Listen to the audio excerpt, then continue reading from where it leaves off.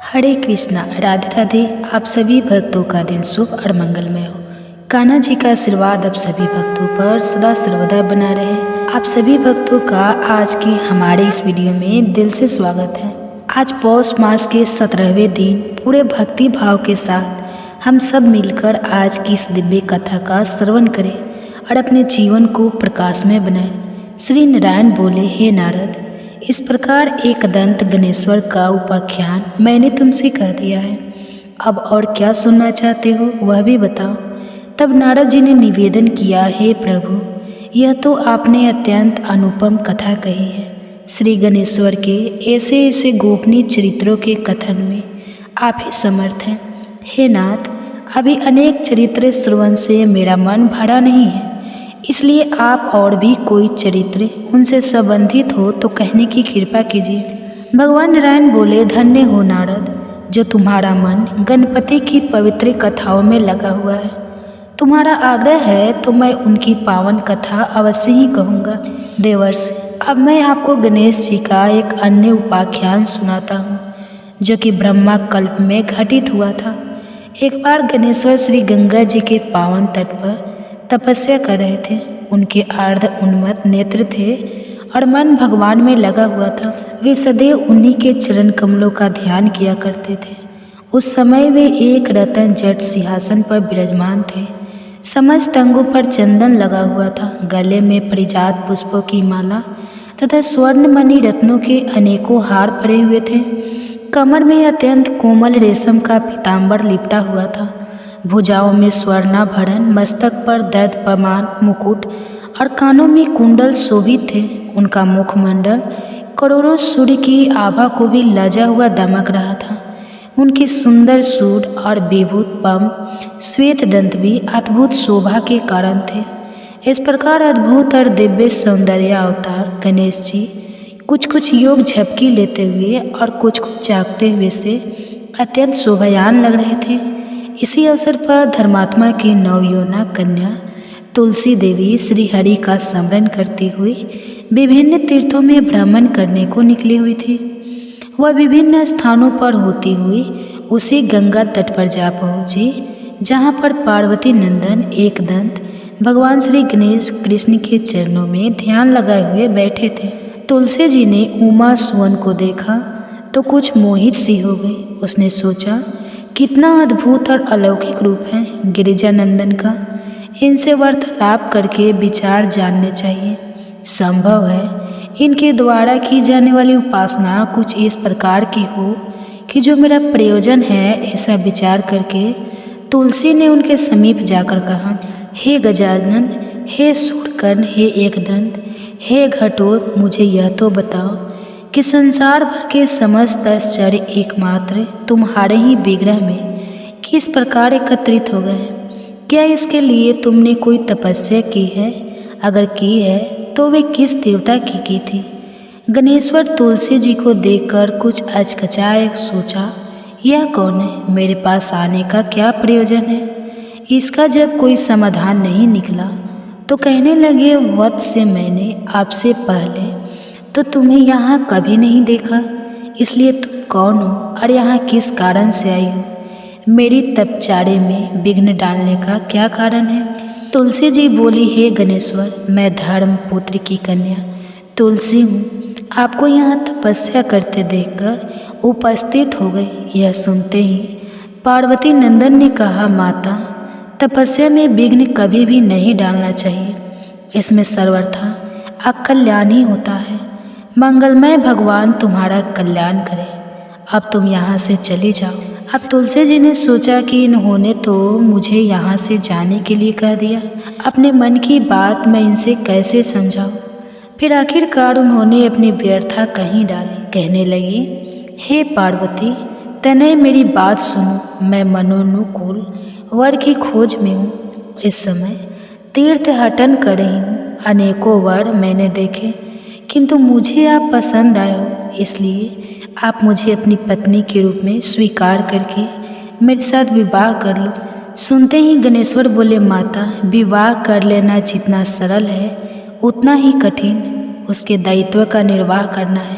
इसलिए तो विवाह दुख का कारण ही होता है। उसमें सुख की प्राप्ति कभी नहीं होती। विवाह में काम वासना की प्रधानता रहती है, जो कि तत्व ज्ञान का उच्छल करने वाली और समस्त श्रेय को उत्पन्न करने वाली है। और मैंने तुम्हें माता कहा है, इसलिए मेरी ओर से तुम अपना मन हटा लो। अगर तुम ठीक प्रकार से खोजी की तो मुझसे अच्छे वर तुम्हें अनेकों मिल जाएंगे। सुनकर तुलसी जी बोली, एकदम, मैं तो तुम्हें ही अपने मनोनुकूल देखती हूँ, इसलिए मेरी याचना को ठुकरा कर निराश करने का प्रयास मत करो, मेरी प्रार्थना स्वीकार कर लो। प्रभु गणेश जी कहने लगे, परंतु मुझे तो विवाह करना ही नहीं है, फिर भी मैं तुम्हारा प्रस्ताव कैसे स्वीकार कर लूँ। आप कोई वर देखो और मुझे क्षमा करते हुए मेरी ओर से अपना मन पूरी तरह से हटा लो, इसी से आपका कल्याण होगा। तुलसी जी को गणेश जी की बात बड़ी बुरी लगी और उन्होंने कुछ रोषपूर्वक कहा कि हे उमानंदन, मैं कहती हूँ कि तुम्हारा विवाह तो अवश्य होगा, मेरा यह वचन कभी मिथ्या नहीं होगा। तुलसी प्रदत्त श्राप को सुनकर गणपति भी साफ दिए बिना नहीं रह सके। उन्होंने भी तुरंत कह दिया, देवी, तुमने तो मुझे व्यर्थ ही श्राप दे डाला है, इसलिए मैं भी कहता हूँ कि तुम्हें जो भी पति प्राप्त होगा वह असुर होगा और उसके बाद महापुरुषों के श्रापवश तुम्हें वृक्ष होना पड़ेगा। ये सुनते ही तुलसी जी भयभीत हो गए। उन्होंने गणेश्वर की स्तुति करनी शुरू कर दी।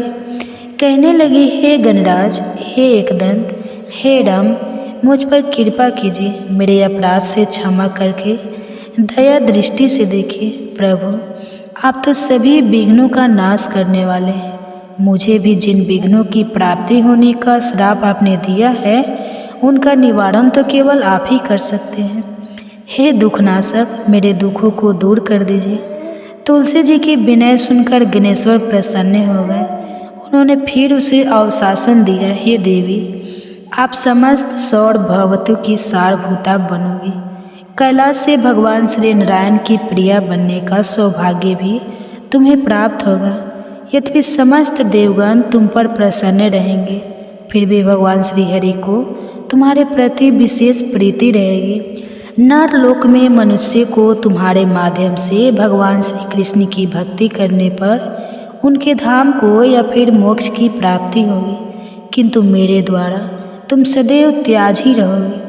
गणपति से ऐसा वर प्राप्त करके तुलसी जी अपने गंतव्य स्थान को चली गई और इधर गणेश्वर भी वहाँ से बद्रीनाथ के समीप तत्पश्चार करने के लिए चले गए। अब नारद जी ने पूछा, हे प्रभु, फिर यह बतलाइए कि तुलसी जी को फिर किस वर्ग की प्राप्ति हुई और वृक्ष भाव में वह कब स्थित हुई, यह भी बताने की कृपा कीजिए।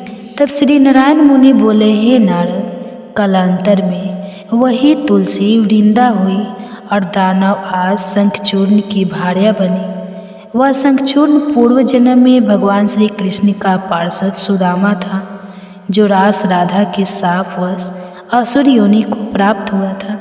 वह शंखचूर्ण भार्या भगवान के कैलाश से वृक्ष भाव को प्राप्त होती हुई श्री हरि की परम प्रिय हुई। यही कारण है कि श्री गणपति की पूजा में तुलसी जी को नहीं किया जाता। इस वृतांत को सुनकर देवर्षि नारद ने फिर से प्रश्न किया कि हे प्रभु, भगवान गणेश जी की सर्वप्रथम पूजा प्राप्ति के अधिकारी हैं। किसी भी देवता को पूजा करो तो पहले तो गणेश जी को ही पूजना होगा। यह भी विस्तार पूर्वक बताने की कृपा कीजिए कि कृष्ण जी को और गणेश जी को प्रथम पूजा का अधिकार किस प्रकार प्राप्त हुआ। इस विषय में मेरी बुद्धि मोह को प्राप्त हो रही है कि सृष्टि रचिता ब्रह्मा जी, पालन करता भगवान नारायण और संहार करता शिव जी में से किसी को भी प्रथम पूजा का अधिकार क्यों नहीं माना गया, जबकि यह त्रिदेव ही तो सबसे बड़े देवता माने जाते हैं। तब श्री नारायण कहने लगे, हे देवर्षि, यह भी एक रहस्य ही है। देखो, इस रहस्य को अगर आप सुनना चाहते हैं तो कल की अध्याय जरूर सुनिएगा। आप सुनिए भागवत महापुराण की कथा। भागवत महापुराण की कथा, इस विशेष कथा श्रृंखला आज की इस पौष मास विशेष कथा में आप सबका स्वागत है। तो चलिए आरंभ करते हैं आज की कथा। सुखला की सखियों ने पूछा, हे महाभागे, यह रानी सुदेवा कौन थी, उनका आचार विचार कैसा था। तब सुखला ने कहा, हे सखियों, यह बहुत समय पहले की बात है। अयोध्यापुरी में मनुपुर राम महाराज इवाक का राज्य था। वे धर्म के बड़े ज्ञानी, तत्वज्ञान प्रकार के धर्मों के अनुष्ठान में रत रहने वाले स्वर्ग और देवता तथा ब्राह्मणों के पुजारी थे। काशी के राजा बीरबल महात्मा देवराज की पुत्री सुदेवा के साथ उनका विवाह हुआ था। सुदेवा सत्य व्रत के पालन में सदैव तत्पर रहती थी। वो हर प्रकार के सदाचार का पालन करती थी। पुण्यात्मा राजा इक्वा को उनके साथ अनेक प्रकार के उत्तम पुण्य और यज्ञ कार्य किया करते थे। अब एक दिन महाराज अपनी रानी के साथ गंगा के तट पर गए। वहाँ पर एक सुंदर वन था और वहाँ पर शिकार खेलने लगे। उन्होंने बहुत से सिंह और सूअर को मारा। जब वे इस प्रकार शिकार कर रहे थे, उस समय उनके सामने एक बहुत बड़ा सूगर आया। उसके साथ झुंड के झुंड और भी सूअर थे। वे सब अपने पुत्र और पुत्रों से घिरे हुए थे। उसकी प्रियतमा पत्नी शंकरी भी थी। और उस समय सूअर ने राजा को देखकर अपने पुत्रों और पत्रों तथा पत्नियों से कहा, हे प्रिय कौशल, देश के वीर सम्राट महातेजस्वी राजा ईवा को यहाँ शिकार खेलने आए हैं। उनके साथ बहुत सारे श्वान और व्याध भी हैं। इसमें संदेह नहीं है कि यह मुझ पर भी प्रहार करेंगे। वे बड़े पुण्यात्मा, वे राजाओं के भी राजा और समस्त विश्व के अधिपति हैं। मैं इस महात्मा राजा के साथ पुरुषार्थ और पराक्रम दिखाता हूँ। युद्ध करूँगा। यदि मैंने अपने तेज से इन्हें जीत लिया तो पृथ्वी पर अनुपम कृति भोग, और यदि बीरबल महाराज के हाथ से मैं युद्ध में पराजित हो गया तो भगवान श्री विष्णु के लोक में जाऊंगा। न जाने पूर्व जन्म में मैंने कौन से पाप किए होंगे जिससे मुझे यह सूअर की योनि मिली है। आज मैं महाराज के अत्यंत भयंकर तेज धार वाले सैकड़ों वानों की जलधारा से अपने पूर्व संचित घोर पातक को धो डालूंगा। इसलिए तुम मेरा मोह छोड़ देना और इन पुत्रों, पौत्र और श्रेष्ठ कन्या को बाल वृद्धि सहित संपूर्ण परिवार के साथ लेकर पर्वत की कंद्र में चली जाना। इस समय मेरे स्नेह का त्याग करके तुम इन बालकों की रक्षा करो। सूअर की बात सुनकर उसकी पत्नी सुकन्या निर्बल होकर यहाँ कोमल फूल फलों का आहार करते हैं। हे महाभगवदम, पर्वतों पर, गुफाओं में और यहाँ भी जो यह सिंह और मनुष्य के तीव्र भय की परवाह नहीं करते, उसका कारण आपका तेज ही है जिससे वे सुरक्षित रहते हैं।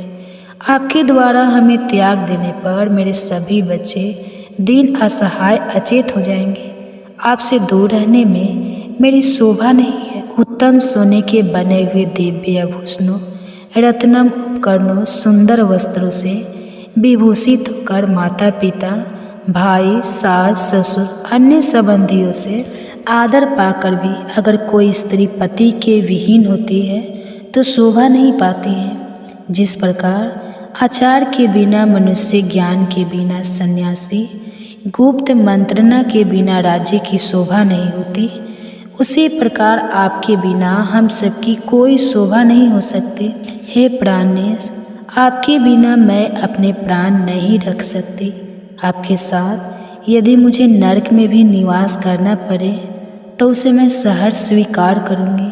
हम दोनों ही अपने पुत्र और पत्रों के साथ किसी पर्वत की दुर्गम कंद्र में घुस जाए, वही अच्छा है। आप जीवन की आशा छोड़कर मरने के लिए जा रहे हैं, भला इसमें क्या लाभ दिखाई दे रहा है। अपनी पत्नी की यह वचन सुनकर उस सुगर ने कहा, हे प्रिय, तुम वीरों के उत्तम धर्म को नहीं जानते। सुनो, मैं इस समय तुम्हें वो बताता हूँ। अगर योद्धा शत्रु की प्रार्थना करने पर या ललकारने पर भी काम, लोभ, भय अथवा मोह के कारण उस युद्ध का अवसर नहीं प्राप्त करता तो वह 1000 युगों तक कुंभी पार्क नामक नरक में निवास करता है। वीर पुरुष युद्ध में शत्रु का सामना करके यदि उसे जीत लेता है तो यश और कीर्ति का उपभोग करता है, और अगर निर्भयता पूर्वक लड़ता हुआ वह स्वयं ही मारा जाता है तो वीर लोक को प्राप्त कर दिव्य भोगों का उपभोग करता है। हे प्रिय, 200,000 वर्षों तक वह इस सुख का अनुभव करता है। मुनुपु राजा एक्वाको यहाँ आए हुए हैं, जो स्वयं बड़े वीर हैं। वे मुझसे युद्ध चाहे तो मुझे अवश्य ही उनके साथ युद्ध करने का अवसर देना चाहिए। महाराज, युद्ध के अतिथि होकर आए हैं, और अतिथि सनातन श्री विष्णु का स्वरूप होता है, इसलिए युद्ध रूप से इनका सत्कार करना मेरा आवश्यक कर्तव्य है। यह सुनकर उसकी पत्नी सकरी ने कहा, हे प्राणनाथ, यदि आप महात्मा राजा को युद्ध का अवसर प्रदान करेंगे तो मैं भी आपके साथ रहकर आपका पराक्रम देखूंगी। इस प्रकार कहकर सुगर ने तुरंत अपने प्रिय पुत्रों को बुलाया और कहा, हे बच्चों, मेरी बात ध्यान से सुनो। युद्ध भूमि में सनातन विष्णु रूप अतिथि पधारे हैं। उनके सत्कार के लिए मेरे पति जाएंगे और इनके साथ मुझे भी वहाँ जाना चाहिए। आप सबकी रक्षा करने वाले प्राणनाथ जब तक यहाँ उपस्थित है तभी तक तुम दूर के पर्वत के किसी दुर्गम गुफा में चले जाओ। मुनुपु राजा इवाक बड़े बलवान और दूरदमनी राजा है। यह हम सबके लिए काल स्वरूप है, सबका संहार करेंगे, और इसलिए तुम दूर दूर चले जाओ। अपनी माता के से वचन सुनकर पुत्रों ने कहा, जो माता पिता को संकट में छोड़कर चले जाते हैं वह पाप आत्मा है, उसे महारौद्र और अत्यंत घोर नरक में जाना पड़ता है। जो निर्दयी अपनी माता के पवित्र दूध को पीकर प्रीपट से निश्चय करके सुगर, उसकी पत्नी और उसके सभी पुत्र बांधव सहित परिवार एक मोर्चा बनाकर खड़े हो गए। वे सभी बल और तेज से संपन्न थे।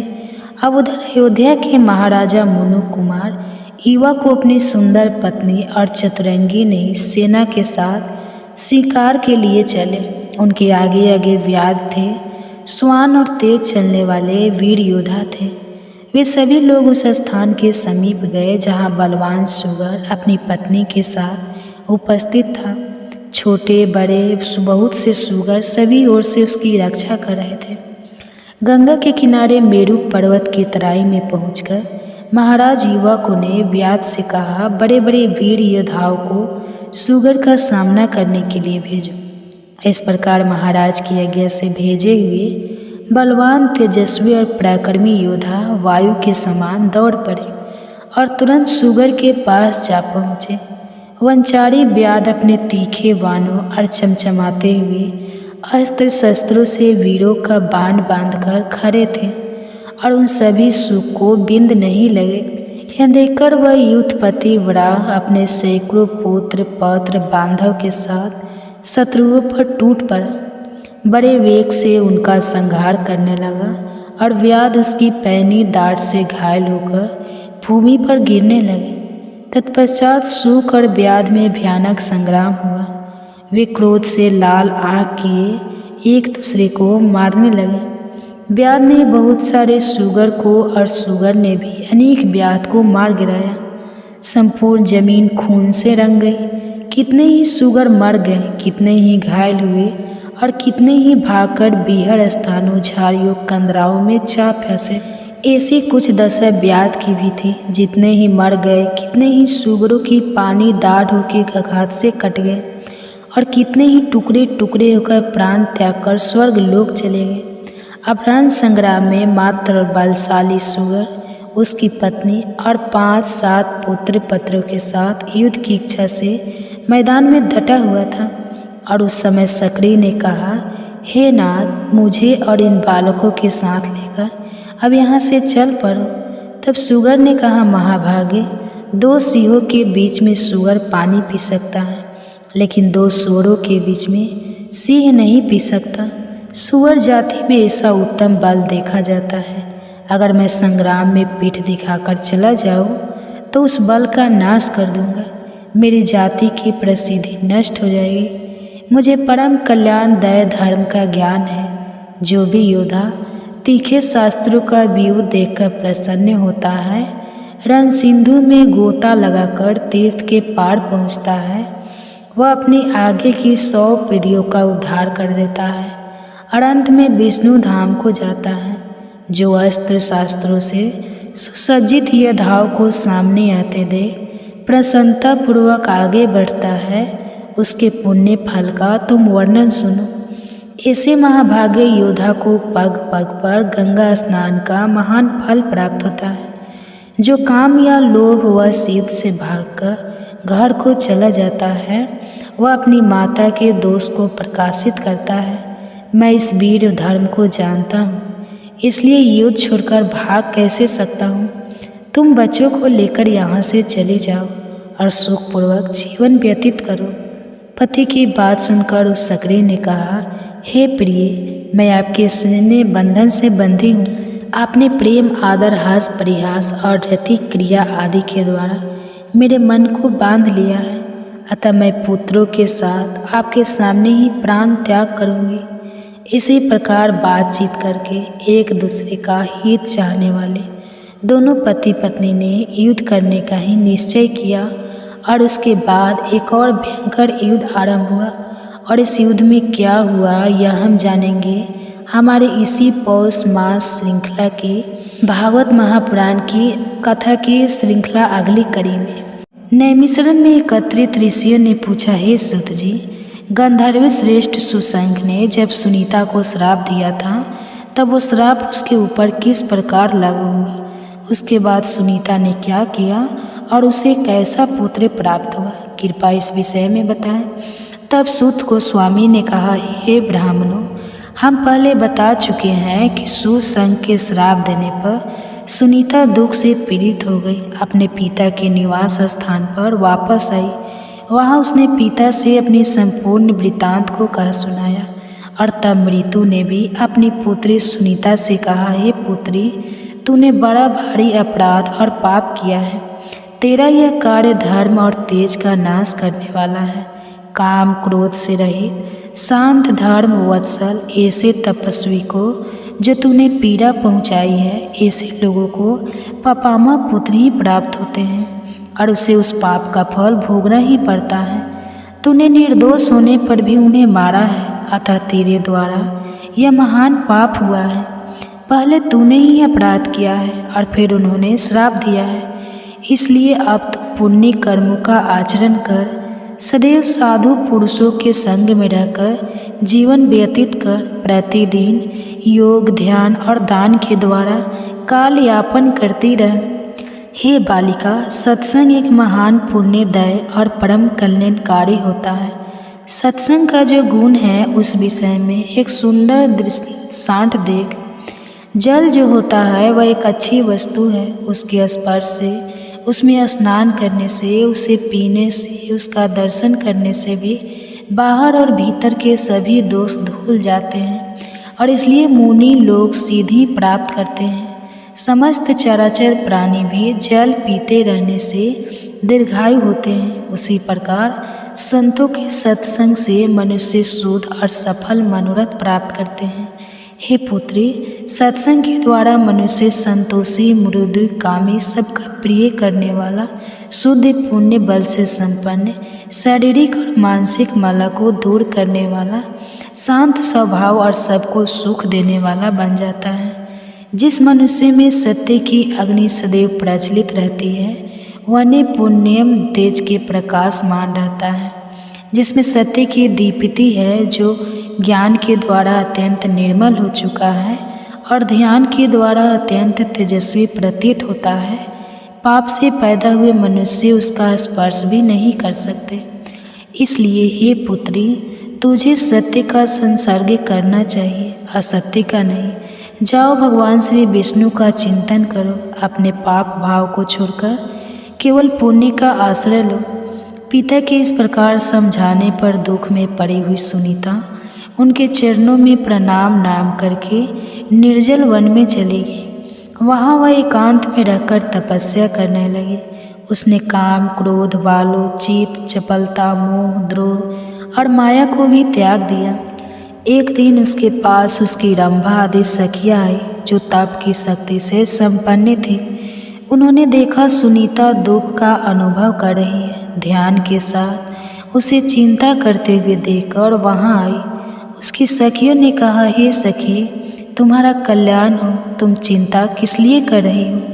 अपने संताप का कारण बताओ। चिंता तो केवल दुख देने वाली होती है। एक ही चिंता सार्थक मानी गई है, जो कि धर्म के लिए की जाए।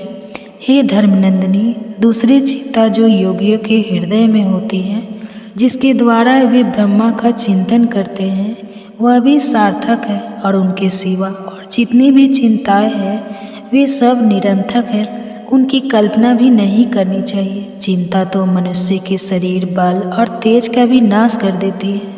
वह हर प्रकार के सुखों को नष्ट कर डालती है।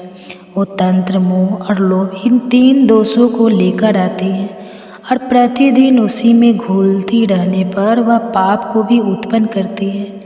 इसलिए चिंता को छोड़ो। जीव पूर्व जन्म में अपने कर्मों द्वारा जिन शुभ अशुभ भोगों का उपार्जन करता है, उन्हीं का वह दूसरे जन्म में उपभोग करता है। इसलिए बुद्धिमान मनुष्य को चिंता नहीं करनी चाहिए। तुम चिंता को छोड़कर अपने सुख दुख आदि की बताओ। क्या बात है? सखियों के यह वचन सुनकर तब सुनीता ने कहा, पहले सूस ने उसे वन में जिस प्रकार श्राप दिया था, वह सारी घटना उसने अपनी सखियों से कह सुनाई। उसने अपने अपराधों का भी वर्णन किया और उस समय महाभागा सुनीता मानसिक दुख से बड़ा कष्ट पा रही थी। उसका यह सारा वृत्तांत सुनकर उसकी सखियों ने कहा, हे महाभागे, तुम्हें दुख को तो त्याग ही देना चाहिए, क्योंकि वह शरीर का नाश करने वाला है। तुम्हारे अंगों में सती स्त्रियों के जो उत्तम गुण हैं, उन्हें हम अन्य कहीं नहीं देखते। उत्तम स्त्रियों का पहला आभूषण रूप है, दूसरा चरित्र, तीसरा सत्य, चौथा आर्य यानी सदाचार, पांचवा धर्म, छठा सतयुज यानी कार्य करने का उत्साह, नौवां मंगल गान है, 10वां कार्य की कुशलता, 11वां काम भाव का अधिक्य और 12वां गुण मीठे वचन बोलना है। इन सभी गुणों ने तुम्हारा सम्मान बढ़ाया है। इसलिए तुम तनिक भी भय मत करो। जिस उपाय से तुम्हें धर्मात्मा पति की प्राप्ति होगी, वह हम नानीति हैं। तुम्हारा काम तो हम ही सिद्ध कर देंगे। आप तुम स्वस्थ और निश्चिंत हो जाओ।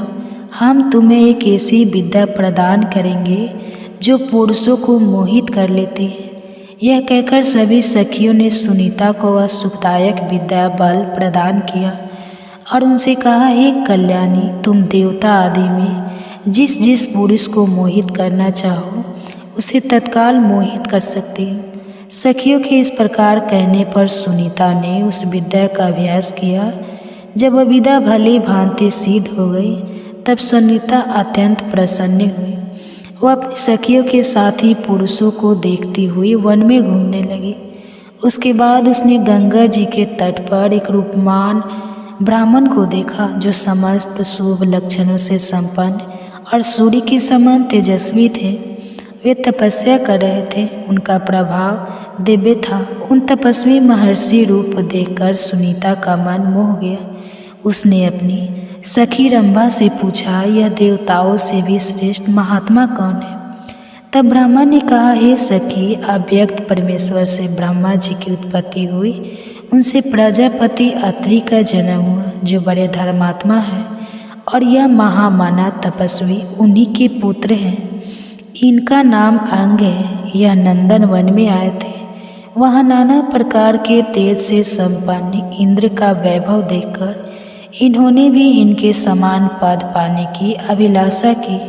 उन्होंने सोचा कि जब मुझे भी वंश को बढ़ाने वाला ऐसा ही पुत्र प्राप्त हो, तभी मेरा जन्म कल्याणकारी होगा और साथ ही यश और कीर्ति भी मिल सकती है। ऐसा विचार करके उन्होंने तपस्या और नियमों के द्वारा भगवान ऋषिकेश की आराधना की है। जब भगवान अत्यंत प्रसन्न होकर उनके सामने प्रकट हुए, तब इन महर्षि ने इस प्रकार वर मांगा, हे मधुसूदन, मुझे इंद्र के समान वैभवशाली और अपने समान तेजस्वी और पराक्रमी पुत्र प्रदान कीजिए। वो पुत्र आपका भक्त और सब पापों का नाश करने वाला होना चाहिए। और तब श्री भगवान ने कहा, हे महात्मा, मैंने तुम्हें ऐसा पुत्र होने का वर दिया है, वो सबका पालन करने वाला होगा। और ये कहकर भगवान चले गए थे। तब विप्र, वेन अंग किसी पवित्र कन्या की तलाश में है। जैसे तुम सभी अंगों से मनोहर हो, वैसे ही कन्या बचाते हैं, इसलिए इन्हीं को अपने पति के रूप में प्राप्त करो। इनसे तुम्हें पुत्र, पुण्यात्मा पुत्र की प्राप्ति होगी। यह महाभाग्य और पुण्य बल से संपन्न है। इनके वीर से उत्पन्न हुआ पुत्र उन्हीं की गुण संपत्ति से युक्त महातेजस्वी, समस्त धर्मात्माओं में श्रेष्ठ, परम सौभाग्यशाली, युक्त आत्मा और ज्ञानी होगा। अपने सखियों की यह बात सुनकर सुनीता ने कहा, हे भद्रे, उचित है, मैं ऐसा ही करूँगी। इस विद्या से मैं ब्राह्मण को मोह में डालूंगी। तुम मुझे सहायता प्रदान करना, जिससे इस समय मैं उनके पास जाऊँ। यह सुनकर रंभा ने कहा, मैं तुम्हारी सहायता करूँगी, तुम मुझे आज्ञा दो। सुनीता के नेत्र बड़े बड़े थे, वह रूप और यौवन से शोभा पा रही थी। उसने सद्भावना पूर्वक माया से दिव्य रूप धारण किया। उसका मुख बड़ा ही मनोहर था। संसार में उसके सुंदर रूप की कहीं तुलना नहीं थी। वह तीनों लोगों को मोहित करने लगी। वह झूले पर जाकर बैठी और वीणा बजाती हुई मधुर स्वर में गीत गाने लगी। उसका स्वर बड़ा मोहक था और उस समय महर्षि अंग अपनी पवित्र गुफा के भीतर एकांत में ध्यान लगाकर बैठे थे।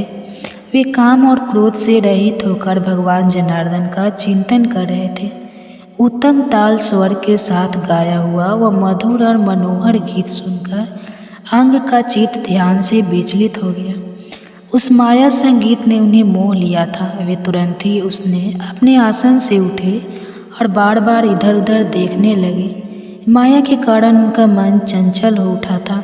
वे बड़े वेग के बाहर निकले और झूले पर बैठी हुई वीणा धारिणी उस स्त्री को देखा। वह मुस्कुराती हुई गा रही थी। महायजस्वी अंग उसके गीत और रूप दोनों पर मुग्ध हो गए और तत्पश्चात उस महान मोह के वशीभूत होकर वे उस तरुणी के पास आए। विशाल नेत्र और सुंदर मुस्कान वाली यश सविनी कन्या सुनीता को देखकर अंग ने पूछा, हे सुंदरी, तुम कौन हो? किसकी कन्या हो? सखियों से घिरी हुई यहाँ किस कार्य से आई हो? किसने तुम्हें इस वन में भेजा है? परम बुद्धिमान अंग का यह वचन सुनकर सुनीता उनसे कुछ भी ना बोल सकी। उसने केवल सखी के मुख की ओर देखा और रंभा ने इशारे से कुछ कहकर सुनीता को समझा दिया और स्वयं ही उन श्रेष्ठ ब्राह्मण से आदर पूर्वक कहने लगी, हे महर्षि, यह मृत्यु की परम सौभाग्यवती कन्या है। लोग में इसकी सुनीता के नाम से प्रसिद्धि है।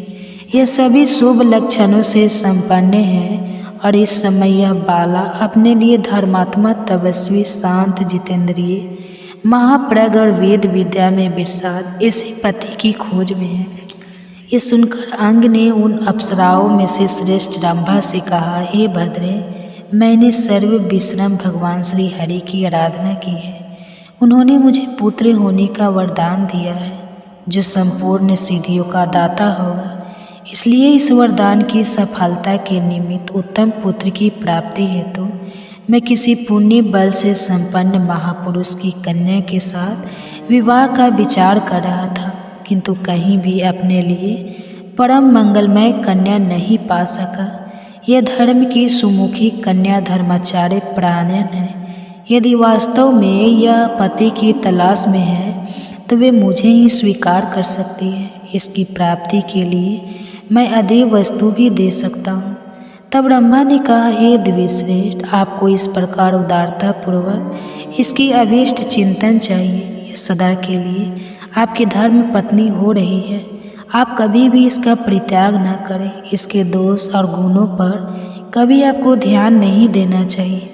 हे विप्र, इस विषय में आप मुझे प्रत्यक्ष विश्वास दिलाइए कि प्रतीति दिलाने वाले अपना हाथ इसके हाथ में दीजिए।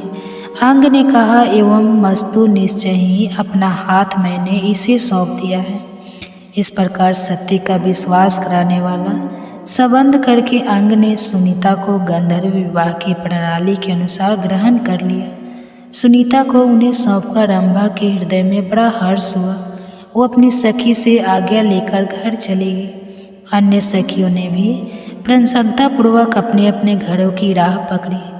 उन सब सखियों के चले जाने के बाद द्विश्रेष्ठ अंग अपनी प्रिय पत्नी के साथ विहार करने लगे। उसके गर्भ से उन्होंने एक सर्व लक्षण संपन्न पुत्र प्राप्त किया और उसका नाम वेन रखा। सुनीता का वह महान तेजस्वी बालक दिनों दिन बढ़ने लगा। वेद शास्त्र उपकारी धनुर्वेद का अध्ययन करने लगा और समस्त विद्याओं का परगाव हो गया।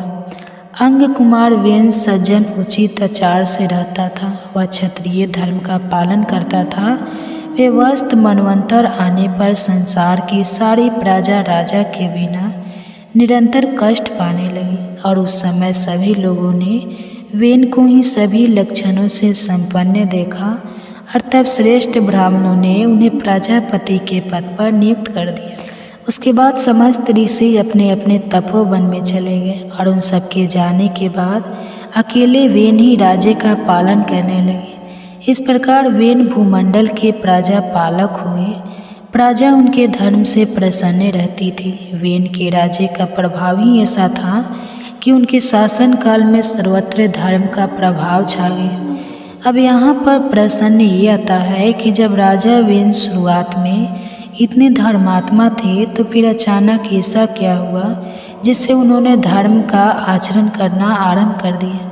और ऐसी कुछ जिज्ञासा ऋषियों के मन में भी आई और उसका उत्तर सूत गोस्वामी बताएंगे और वह हम सुनेंगे हमारी इसी पौष मास कथा भागवत महापुराण की अगले कड़ी में।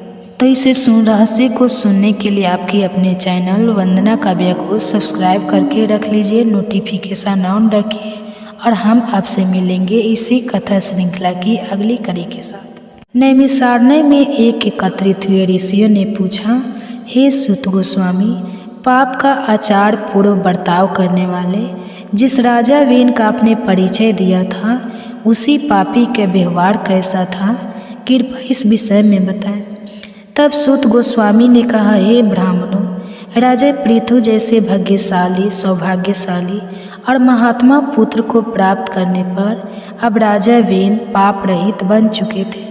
उसे धर्म का फल प्राप्त हुआ। जिन नरेशों महापाप का उपार्जन किया है उनके वे पाप तीर्थ यात्रा द्वारा नष्ट हो जाते हैं। संतों का संग प्राप्त करके उनके पुण्य की वृद्धि होती है। पापियों से बातचीत करने, उन्हें देखने, स्पर्श करने, उनके साथ बैठने, भोजन करने और उनके संसर्ग में रहने से पाप का संचार होता है और पुण्यात्माओं के संग में रहने से केवल पुण्य का ही प्रचार होता है, जिससे सारे पाप धुल जाने के कारण मनुष्य पुण्य गति को प्राप्त करता है। सूत गोस्वामी की यह बात सुनकर ऋषियों ने कहा, हे महामते, पापी मनुष्य को परम सिद्धि की प्राप्ति कैसे होती है, यह बात भी आप हमें बताएं। तब सूत गोस्वामी ने कहा, हे ऋषिगणों, नर्मदा, यमुना और गंगा इन नदियों की धारा के आसपास जो महापाप रहते हैं वे जानबूझकर या फिर बिना जाने इनके जल में स्नान करते हैं, कीड़ा करते हैं, अतः महानदी के संसर्ग में उन्हें परम गति की प्राप्ति हो जाती है। ब्राह्मणों, महानदी के संपर्क के अथवा अन्य नदियों के परम पवित्र जल का दर्शन, स्पर्श और पान करने से भी पापियों के पाप नष्ट हो जाते हैं। तीर्थ धार्मों के प्रभाव और संतों के संग से पापियों का पाप उसी प्रकार नष्ट होता है जैसे आग ईंधन को जला डालती है।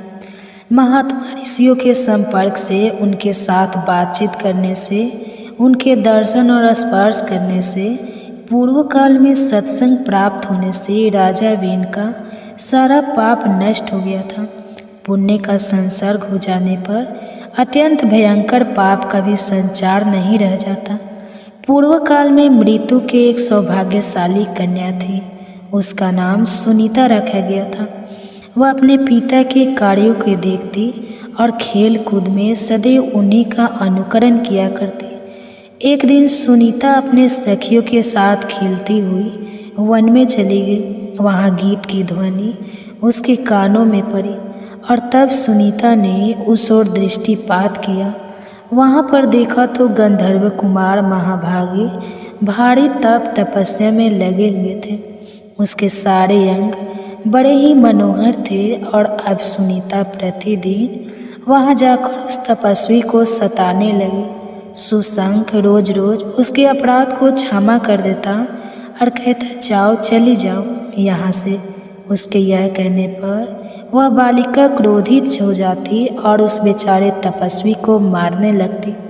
उसका ऐसा बर्ताव देखकर एक दिन सुशंख क्रोध से मूर्छित हो गया और कहने लगा, हे कल्याणी श्रेष्ठ पुरुष, मैंने मारने के बदले ना तो मारा है और ना किसी की गाली देने पर क्रोध करते हैं। यही धर्म की मर्यादा है। पाप करने वाली सुनीता को इस प्रकार कहकर वह धर्मात्मा गंधर्व क्रोध से मुक्त हो गया और उसे अबला स्त्री जानकर बिना कुछ दंड दिए उसे छोड़ दिया और वापस आ गया।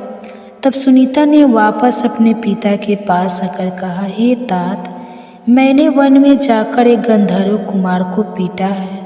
वो काम और क्रोध से रहित होकर तपस्या कर रहा था। मेरे मारने पर उस धर्मात्मा ने कहा है कि मारने वाले को मारना और गाली देने वाले को गाली देना उचित नहीं है। पिताजी, बताइए तो जरा इसके इस कथन का क्या कारण है। सुनीता के इस प्रकार पूछने पर धर्मात्मा मृत्यु ने उसे कुछ भी नहीं कहा, उसके प्रश्न का उत्तर ही नहीं दिया। उसके बाद वह फिर से वन में चली गई। सुस्त तपस्या में लगा हुआ था। उस दृष्ट स्वभाव वाली सुनीता ने उस श्रेष्ठ तपस्वी के पास जाकर फिर से उसे कोरों से मारना शुरू कर दिया। अब वह महाते तेजस्वी गंधर्व अपने क्रोध को नहीं रोक पाया और उस सुंदरी बालिका को श्राप देते हुए कहा, हे सुंदरी, गृहस्थ धर्म में प्रवेश करने पर जब तुम्हारा अपने पति के साथ संपर्क होगा तब तुम्हारे गर्भ से देवताओं और ब्राह्मणों की निंदा करने वाला, पाप आचरण करने वाला, हर प्रकार के पापों से आसक्त और दुष्ट पुत्र उत्पन्न होगा जो तुम्हें प्रताड़ित करेगा। इस प्रकार सुनीता को श्राप देकर वह पुनः जाकर तपस्या में लग गया। हे महाभागवतम, कुमार के चले जाने पर सुनीता अपने घर आई। वहीं उसने अपने पिता से यह सारा वृतांत कह सुनाया। तब धर्मराज मृत्यु ने कहा, अरे उस निर्दोष तपस्वी को तुमने क्यों मारा है? हे भद्रे, तपस्या में लगे हुए पुरुष को मारना यह तुम्हारे द्वारा उचित कार्य नहीं हुआ। और ऐसा कहकर धर्मात्मा मृत्यु अत्यंत दुखी हो गए और इस कथा को आगे बढ़ाते हुए शीलसुत गोस्वामी ने कहा, यह एक समय की बात है। महर्षि अत्रि के पुत्र महातेजस्वी राजा नंदन वन में गए थे। वहाँ उन्होंने गंधर्व, किन्नरों और अप्सराओं के साथ देवताओं इंद्र का दर्शन किया। उनके वैभव, उनके भोग विलास और उनकी लीला को देखकर वह धर्मात्मा अंग सोचने लगे कि इस उपाय से मुझे इंद्र के समान पुत्र की प्राप्ति होगी। थोड़ी देर विचार करने के बाद राजा अत्यंत खीन हो गए। नंदन से जब वे घर लौटे तो अपने पिता अत्रि के चरणों में मस्तक झुकाकर कहने लगे, हे पिताश्री, आप ज्ञानवान में श्रेष्ठ और पुत्र पर स्नेह रखने वाले हैं। मुझे इंद्र के समान वैभवशाली पुत्र कैसे मिलेगा? कृपा कोई उपाय बताइए। तब ऋषि अत्रि ने कहा, हे साधु श्रेष्ठ, भक्ति करने वाले श्रद्धापूर्वक ध्यान लगाने से भगवान श्री विष्णु संतुष्ट हो जाते हैं और जब वे संतुष्ट होते हैं तो वे सदा ही सब कुछ देते रहते हैं। भगवान श्री गोविंद सब वस्तुओं के दाता हैं। उनकी उत्पत्ति के कारण है सर्वज्ञ, सर्ववेता, सर्वेश्वर और परम पुरुष है। इसलिए तुम उनकी उपासना करो। हे पुत्र, तुम जो भी चाहते हो वह सब उन्हें प्राप्त होगा। भगवान श्री विष्णु सुख, परमार्थ और मोक्ष प्रदान करने वाले हैं। इस जगत के ईश्वर हैं।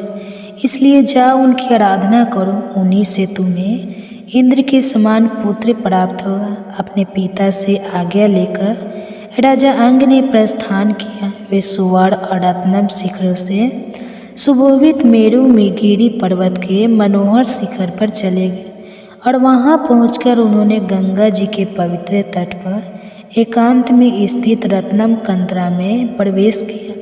महामुनि अंग बड़े मेधावी और धर्मात्मा थे। उन्होंने काम और क्रोध का त्याग कर दिया, समूल इंद्रियों को अपने वश में किया और भगवान के सुंदर स्वरूप का ध्यान करने लगे। कलेशारी भगवान श्री कृष्ण का ध्यान करते करते वे इतने तन्मय हो गए कि बैठने, सोने, चलने और चिंतन करने के समय भी उन्हें नित्य प्रतिदिन भगवान श्री मधुसूदन ही दिखाई देने लगे। उनका मन भगवान में लग गया था। वे योग युक्त और जितेंद्रिय बन गए थे। सूखे और गीले समस्त पदार्थों में केवल भगवान विष्णु का ही दर्शन करते और इस प्रकार तपस्या करते हुए उन्हें 100 वर्ष बीत गए। नियम, संयम और उपवास के कारण उनका संपूर्ण शरीर दुर्बल हो चुका था।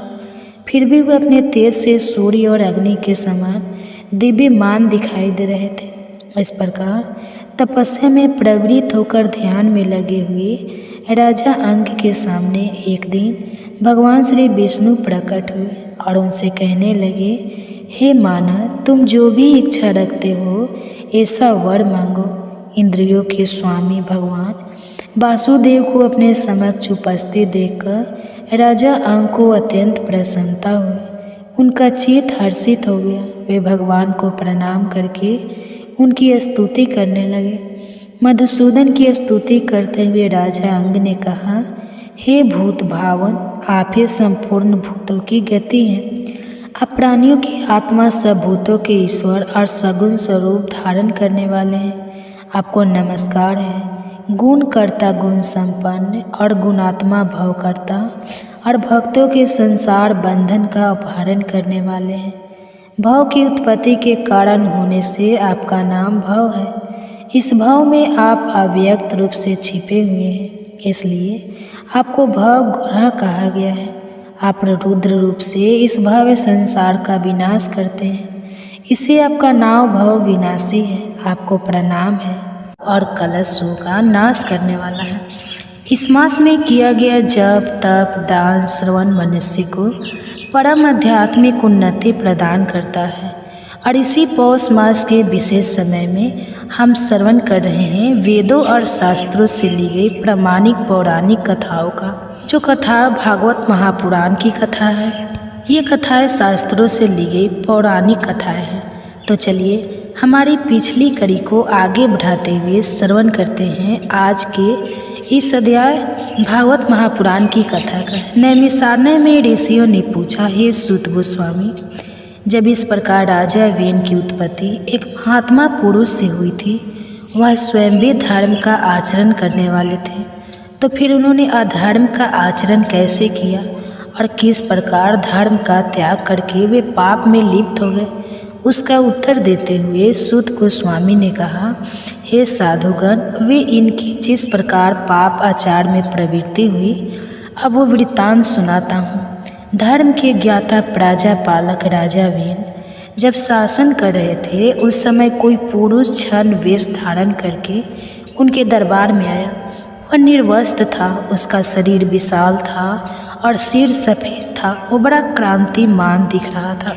उसकी काख में मोर पंख की बनी हुई मर्जनी थी और एक हाथ में नारियल का जल पात्र था।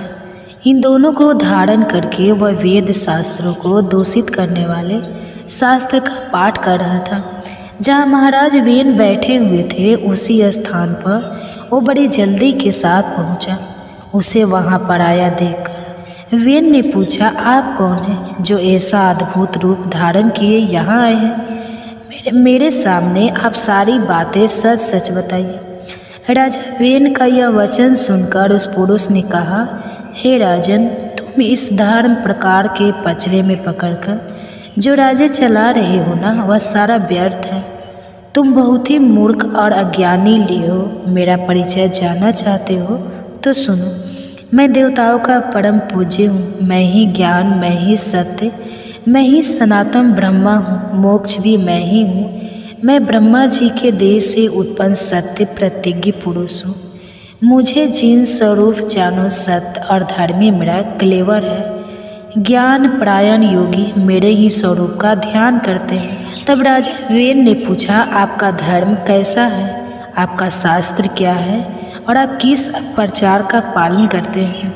यह सब बताइए। तब उस जिन ने कहा, जहाँ मन, देवता, निर्ग्रंथ, गुरु और दया को ही परम धर्म बताया गया है, वही मोक्ष देखा जाता है और यही जैन दर्शन है। इसमें कोई संदेह नहीं है। अब मैं आपका आचार बता रहा हूँ। मेरे मत में यजन, याज, वेद अध्ययन नहीं है, संधि उपासना भी नहीं है। तपस्या, दान, सर्वदा और स्वाहा का भी मैं परित्याग करता हूँ। हव्य, कबों का तर्पण, अतिथियों का सत्कार, बलि, वैष्णदेव आदि कर्मों का भी विधान नहीं किया गया है। केवल अरहन का ध्यान ही उत्तम माना गया है। जैन मार्ग में प्रायः ऐसे धर्म का आचरण ही दृष्टिगोचर होता है। प्राणियों का यह शरीर पांचों तत्वों से बनता है और परिपट है, इसलिए श्राद्ध और यज्ञ या सब क्रियाओं की कोई आवश्यकता नहीं। जैसे पानी में जल और जंतुओं का समागम होता है और जिस प्रकार बुलबुले पैदा होते हैं और विलीन हो जाते हैं, उसी प्रकार संसार में समस्त प्राणियों का आवागमन होता रहता है। अंत काल आने पर वायु रूप आत्मा शरीर छोड़कर चली जाती है और पंच तत्व पांचों भूतों में मिल जाते हैं। उसके बाद मोह से मुगंध मनुष्य परस्पर मिलकर मरे हुए जीव के लिए श्राद्ध आदि पारलौकिक कृत्य करते हैं। मोह वर्षभ छाया तिथि को पियों का तर्पण करते हैं। भला मारा हुआ मनुष्य कहाँ रहता है, किस रूप में आकर वह श्राद्ध आदि का भोग करेगा। मिष्ट ना खाकर तो सिर्फ ब्राह्मण लोग तृप्त होते हैं। मृता कर्माट कर्म नहीं समझा जाना चाहिए। अगर अन्न का भोजन किया जाए तो उसी में उसके साथ करता है। यदि दान ही देना हो तो दया का दान देना चाहिए। दया परायण होकर प्रतिदिन जीवों की रक्षा करनी चाहिए। ऐसा करने वाला पुरुष चंडाल हो या क्षुद्र, वही ब्राह्मण कहा गया। दान का भी कोई फल वल नहीं है, इसलिए दान देने का भी कोई आवश्यकता नहीं है। जैसे श्राद्ध वैसा दान, दोनों का एक ही उद्देश्य है। मात्र भगवान जिनका बताया हुआ धर्मी भोग और मोक्ष प्रदान करने वाला है, मैं तुम्हारे सामने उसी का वर्णन करता हूँ। वो बहुत पुण्यदायक है।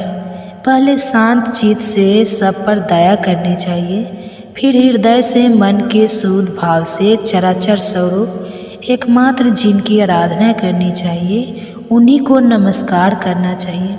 हे निपुण श्रेष्ठ, वे माता पिता के चरणों में भी कभी मस्तक झुकाने की आवश्यकता नहीं है, फिर औरों की तो बात ही क्या करना। अब उस जिन की यह सारी बातें सुनकर राजा वीन ने पूछा, यह ब्राह्मण आश्चर्यगण गंगा आदि नदियों को पुण्य तीर्थ बताते हैं। इनका कहना है यह तीर्थ महान पुण्य प्रदान करने वाले हैं। इसमें कहाँ तक सत्य है, कृपया यह बताइए मुझे। तब उस जिन ने कहा, महाराज, आकाश से बादल एक ही समय जो पानी बरसाते हैं, वह पृथ्वी और पर्वत सभी स्थानों में गिरता है। वही बहकर नदियों में एकत्रित होता है और वहाँ से सर्वत्र जाता है। नदियाँ तो जल बहाने वाली ही हैं, उसमें तीर्थ कैसा, सरोवर और समुद्र सभी जल के आश्रय हैं। पृथ्वी को धारण करने वाले पर्वत भी केवल पत्थर की राशि है, उनमें भला तीर्थ नाम की कोई वस्तु नहीं है। अगर समुद्र आदि में स्नान करने से सीध मिलती है तो फिर तो मछलियों को सबसे पहले सीधी मिलनी चाहिए, लेकिन ऐसा तो देखा ही नहीं जाता। एकमात्र भगवान जिन्हीं सर्वम है, उनसे बढ़कर ना कोई धर्म है, ना तीर्थ संसार में जिन्हीं सर्वश्रेष्ठ है। इसलिए उन्हीं का ध्यान करो, उसी से तुम्हें नित्य सुख की प्राप्ति होगी। हाँ, इस प्रकार उस रहस्यमय पुरुष ने वेद, दान, पुण्य, यज्ञ समस्त धर्मों की निंदा करी और वीन कुमार राजा वीन को पाप के प्रभाव द्वारा बहुत कुछ समझाया। उसके इस प्रकार समझाने पर राजा वीन के हृदय में पाप भाव का उदय हो गया। वीन उसकी बातों से मोहित हो गया। उसने उसके चरणों में प्रणाम करके वैदिक धर्म और सत्य धर्म आदि की क्रियाओं को त्याग दिया। पाप आत्मा वीन के शासन से संसार पाप बन गया और उसमें हर तरह के पाप होने लगे। उसने वेद, यज्ञ, उत्तम धर्म, शास्त्रों का अध्ययन सब कुछ बंद करवा दिया और उसके शासन काल में ब्राह्मण लोग न दान कर पाते थे न स्वाध्याय, और इस प्रकार धर्म का सर्वथा लोप हो गया। सभी और महान पाप जाने लगा। वेन अपने पिता अंग के मना करने पर भी उनकी आज्ञा के विपरीत ही आचरण करने लगा। वह दुरात्मा न तो पिता के चरणों में प्रणाम करता न माता की।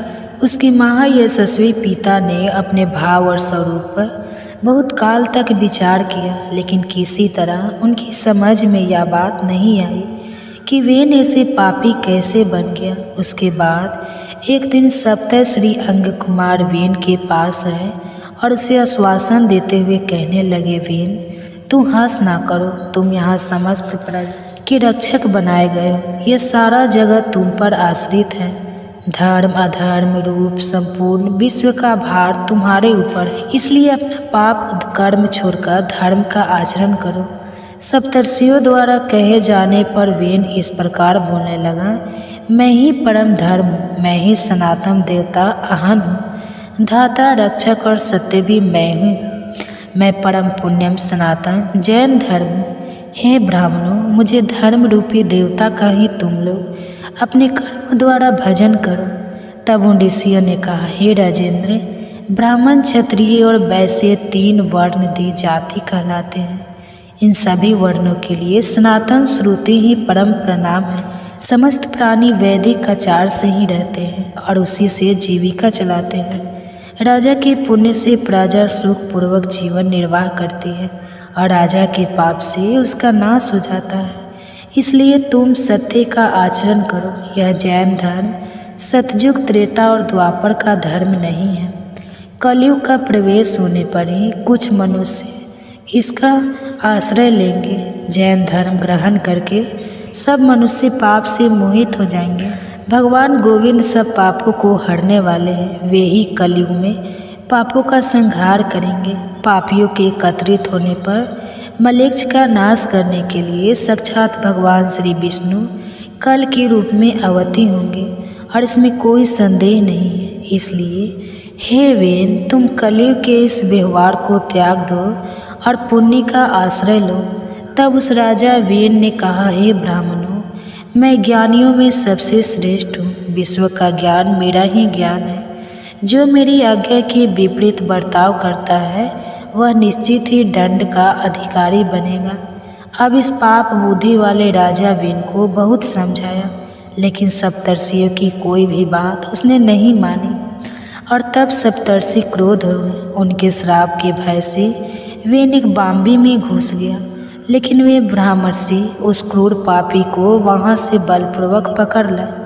क्रोध में आकर राजा के बाएं हाथ का मंथन करने लगे और उससे एक नीच जाति का मनुष्य उत्पन्न हुआ, जो कि बहुत ही छोटे कद का, काला और भयंकर था।